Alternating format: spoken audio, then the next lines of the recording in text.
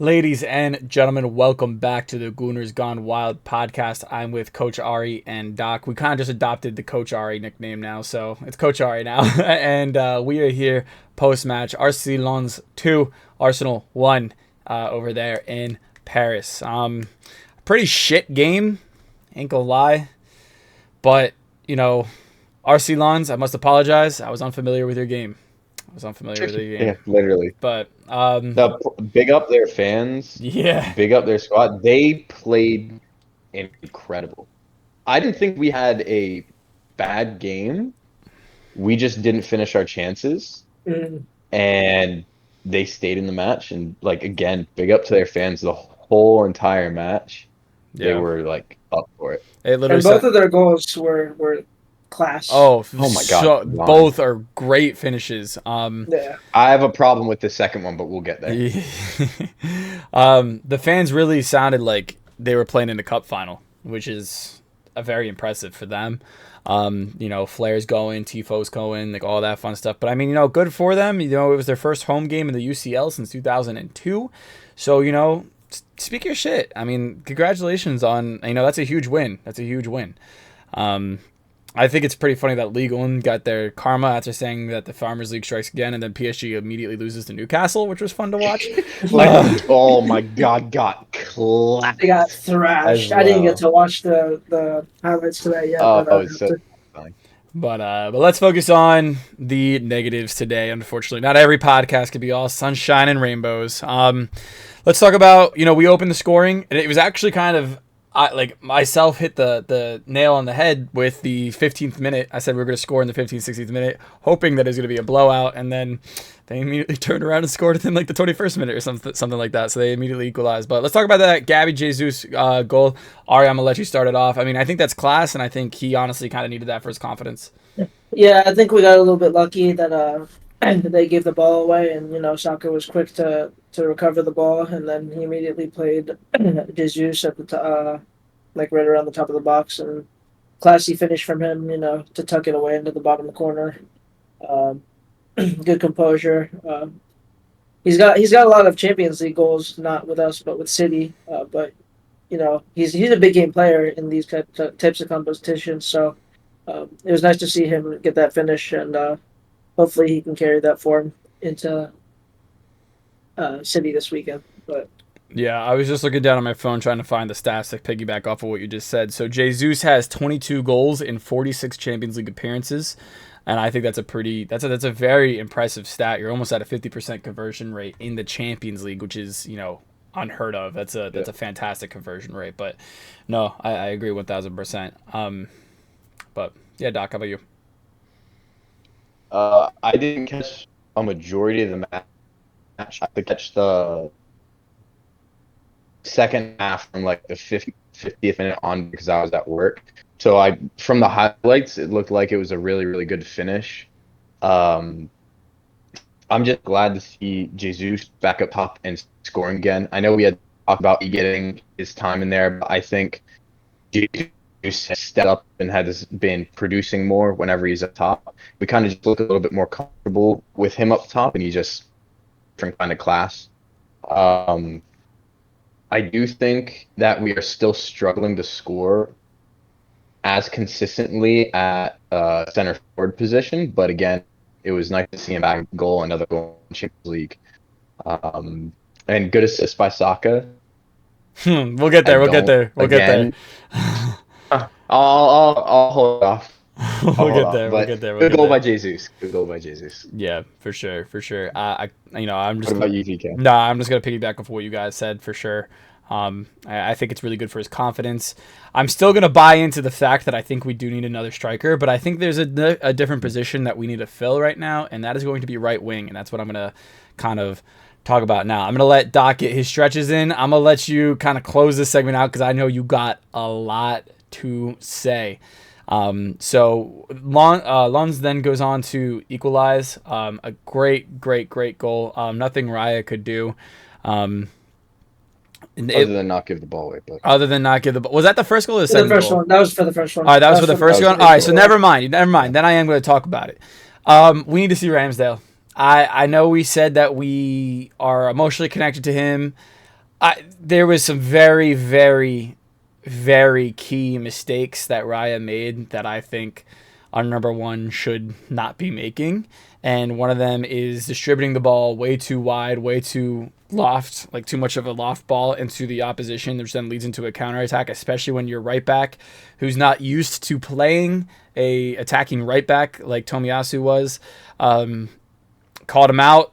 Great break. Nothing Saliba could do. Again, class finish from Luntz. Nothing needs to be taken away. Finish was crazy. Yeah. So, like, we're not saying that Raya should have saved that at all, because no keeper is saving that. 100%. But distribution-wise, there was an issue. Right. We're not asking Raya to save that. We're asking Raya to not be put in that position, because he should have never been in that position. Put himself in that position. That's what I'm saying. Yeah, he should never have been put in that position in the first place. He messed up. It cost us a goal. Cost us 3 points at the end. I just have a really big issue with that. That was almost kind of reminiscent of Petr Cech in a way. Sammy, I'm sorry. And I just think he needs to slide back into the bench. And I know it's not going to happen because he doesn't have game time, but I need Rambo in for City. I need him. I think he's class. But Ari, how you feeling about that? I mean, it was a brilliant goal. Like we said, for Wahi to bring that down and then find his teammate. And then, like we said, the clash should just finish. I don't think it's really savable. But yeah, the distribution, like I said, we've had a problem with it for the last couple of games. It has gotten better, but I don't think it's at the level that Ramsdale's distribution is. So I would like to see Ramsdale slot back in as well after that mistake, and that is pretty costly towards our Champions League run. However, I don't think it'll affect us too much. I'm very confident that we'll finish out the table strong. So, yeah. I agree. I think it's just a blip on the radar, to be honest. But it was just a tough away game. Doc, how about you? I already know that there are probably going to be people hearing what we're saying right now and being like, oh, Raya out Ramsdale in, and saying we're being very reactionary.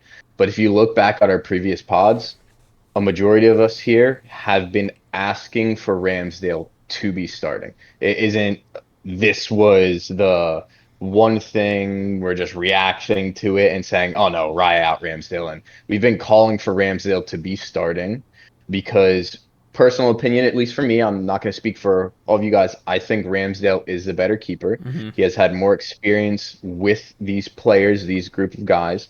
I think he is more trusted being in between the posts, back there, more comfortable with the center backs, and just playing in Arteta's system. I think Raya is going to be a very good competition for him, and obviously Arteta thinks so as well because he's been playing him. But we've been calling for Raya to be put back on the bench and Ramsdale to be in goal. And I think, other than that giveaway by Raya, I don't think he had a poor game, but I think Ramsdale just deserves to be on the field. Yeah, it's not. And that's not. Go ahead.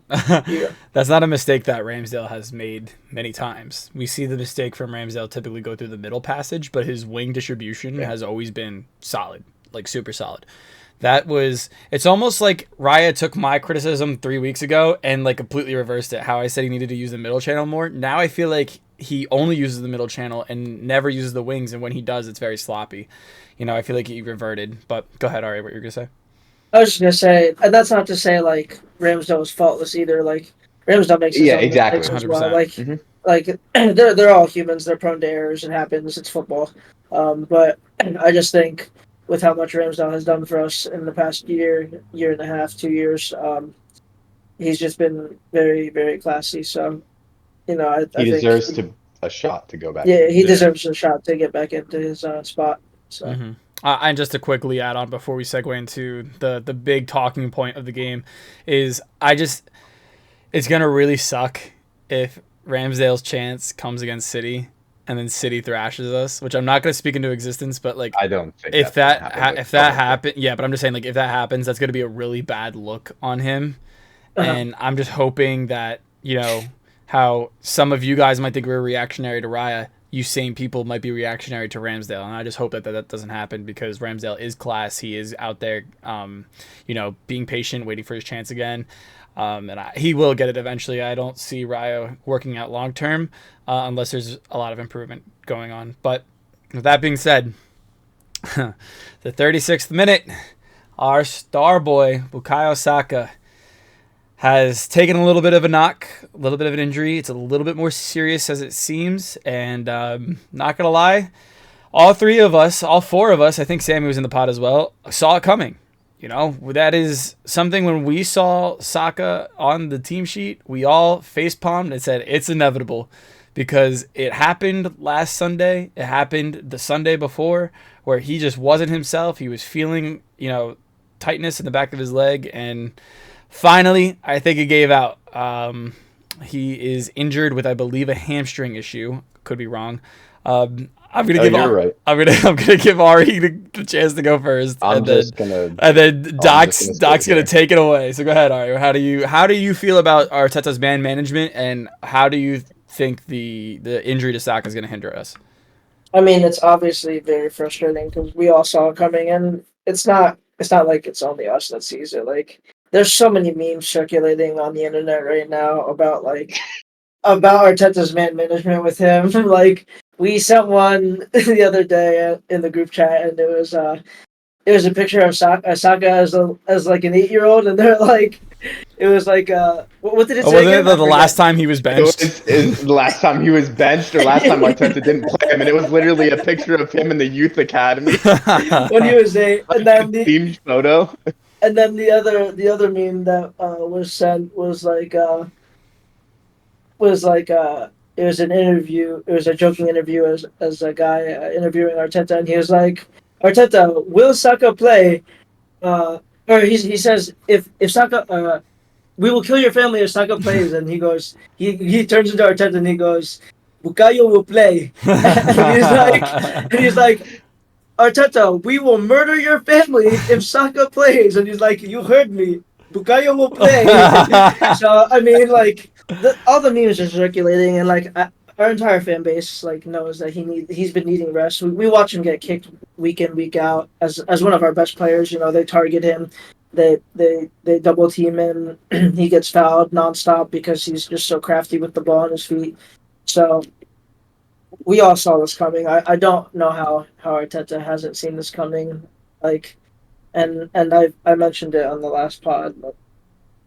We secure games and he still has him on the pitch. It doesn't make sense to me. But go ahead, Gabe. You can give your DK, you go first. You want me? DK, you go first. Okay. I'm seeing Doc shake and tremble. I know this is gonna be. Oh, sorry, my legs. Dude, I know this is gonna be gold. So I'm gonna keep mine short and sweet. I'm just saying, we all saw it coming.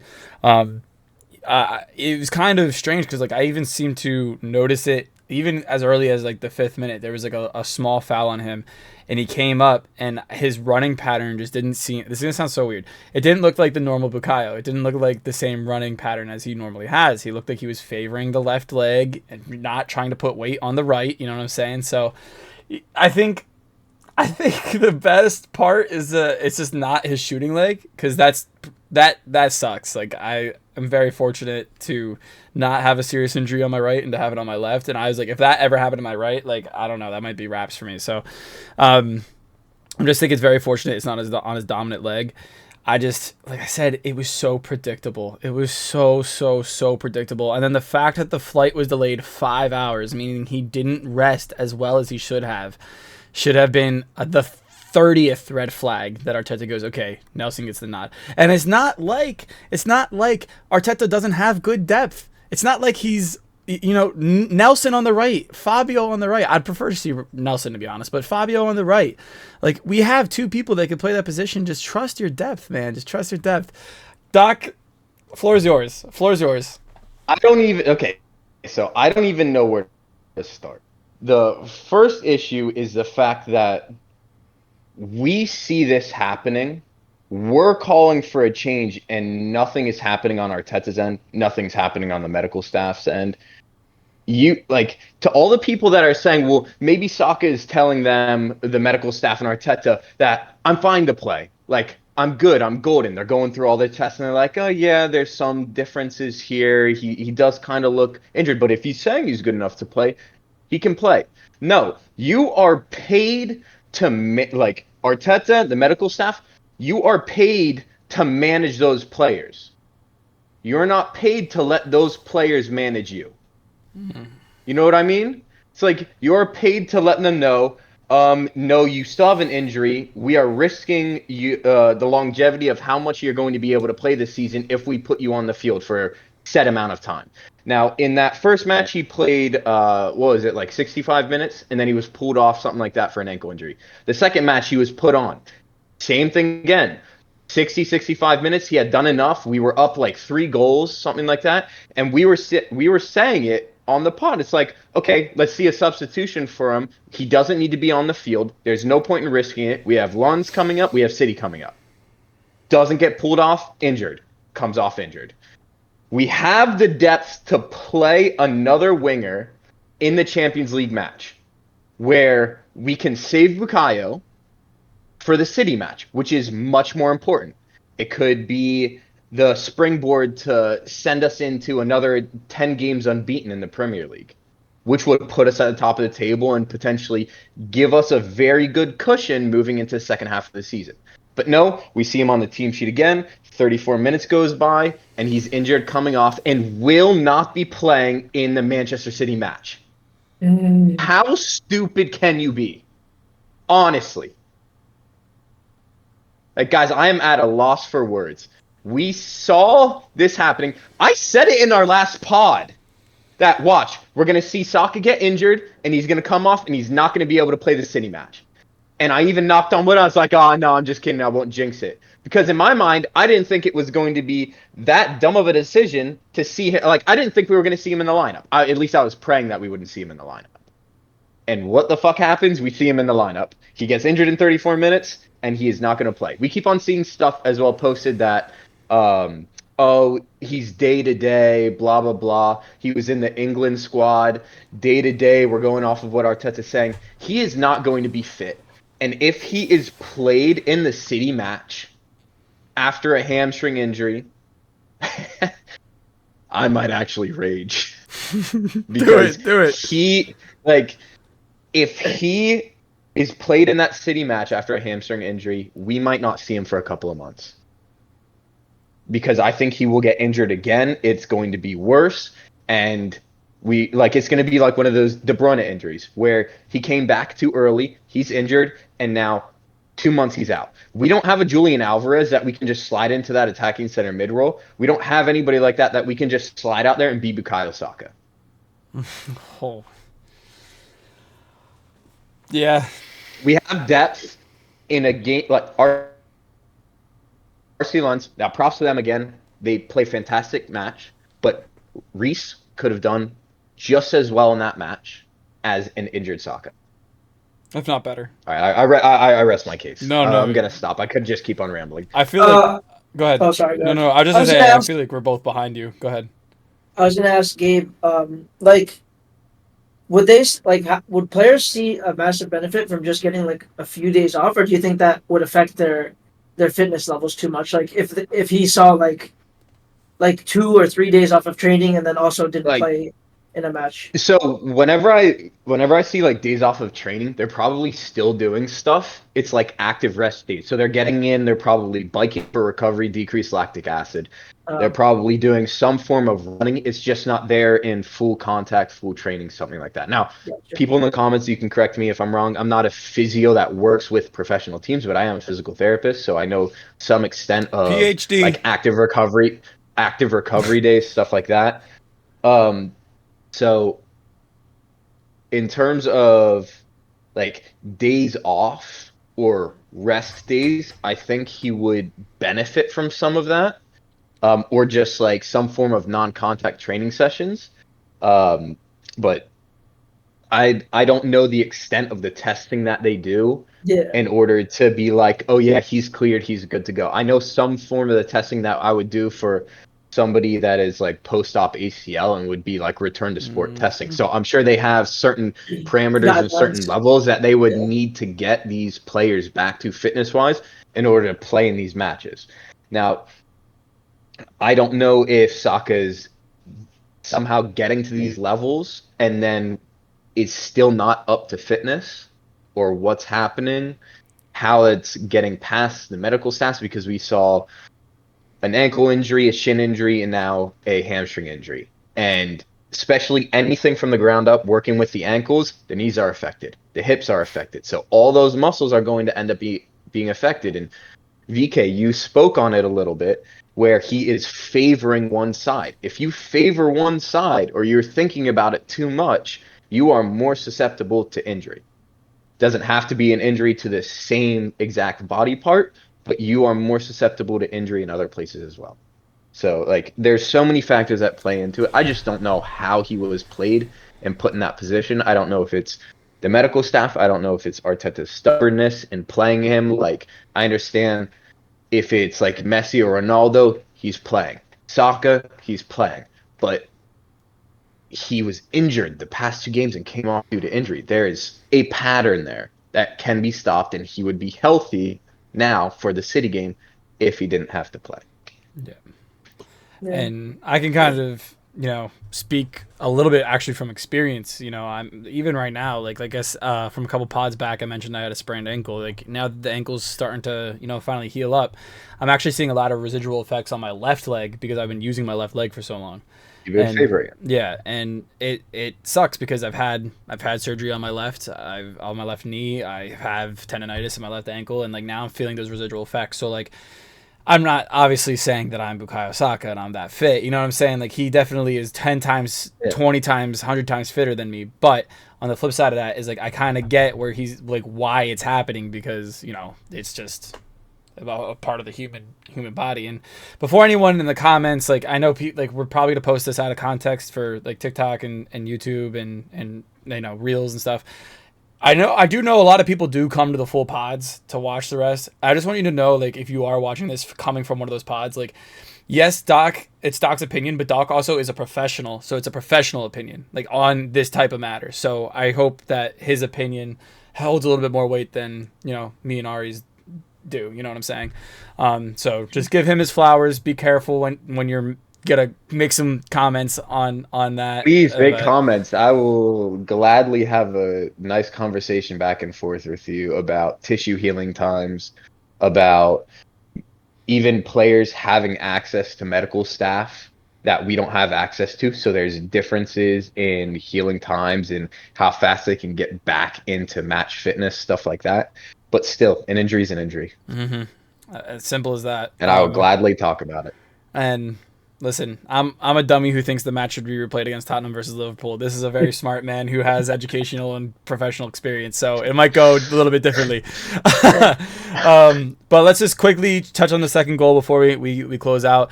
I believe it was Zinchenko who gave the ball away that led to the final goal. And guys, I have to be the first to admit, and I'm sorry, Ari, like I know he's your boy, but Zinchenko had a stinker of a game. If you watch the full game, he had I think he had a total of 5 dispositions, which is very rare for him. I don't know if it was, again, just the night in France, the lack of sleep from the delay. I'm not using that as an excuse. I'm not tired from AFTV. I'm not going to say the pitch was wet. I'm not saying any of that, but but yeah, so they watered it too much. Yeah, right. But again, unstoppable finish. Raya could do nothing about it. But go ahead, Doc.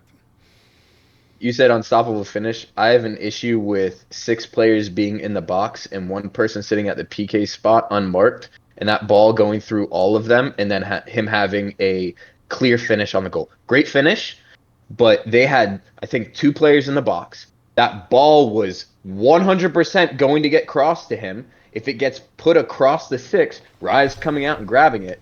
1 person needs to step up, and he doesn't have a clear shot on goal.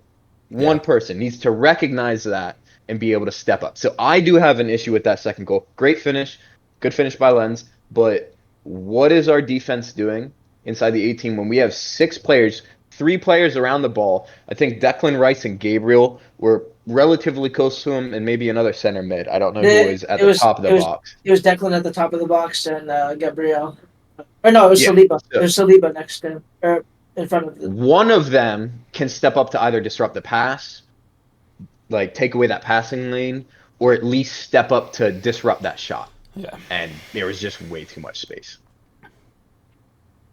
Ari, what do you I think? mean, it was brilliantly worked. Like I think it was just a 1-2, and then Zinchenko gets beat with pace, which I mean I don't really blame him for. He's not the fastest defender, and we don't really deploy him as a defender. Really, like Hmm. he's really a midfielder essentially. We play a back three in our formation. The way he inverts, but I don't want to put blame on Zinchenko defensively because like that's not really what we use him for. Like we use him Hmm. as an offensive tool. That's So true. Yeah. I think a lot of people look at Zinchenko and say like, oh, like he got beat for this goal or he got beat for that goal, but like the way we use him really is as a deep line playmaker who breaks lines and makes forward passes. Um, but he gets beat with a 1-2 with pace, and then the cross is is just um, is just followed up by a clinical like one touch finish. I mean, it's hard to expect.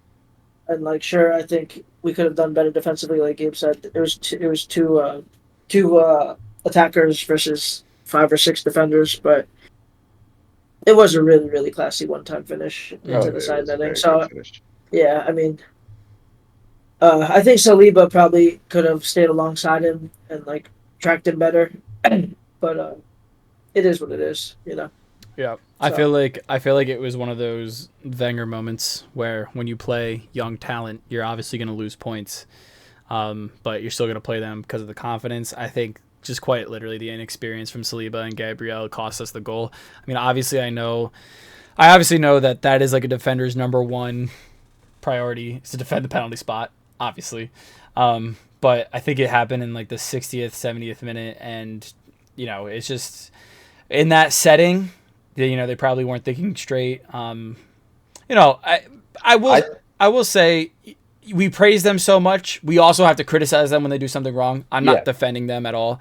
I'm just saying like yeah, I would be a little bit more mad if that was like a 30-year-old center back doing it rather than our 24 and 25-year-old center back doing it. You know what I'm saying? So, I think they have plenty of experience. I think it's just an awareness thing, yeah. honestly. And we've seen it happen, not gonna lie, in a couple of matches this season already and last season Yeah. where we have plenty of defenders in the box and somebody's not marking a runner. It's almost like we're marking zonally and we're not Yeah. picking up men in the box. It Yep. happened against Spurs Yeah. where Madison turned Saka, took it in line, and then Son came running clear across from the penalty spot across the front of the six, split.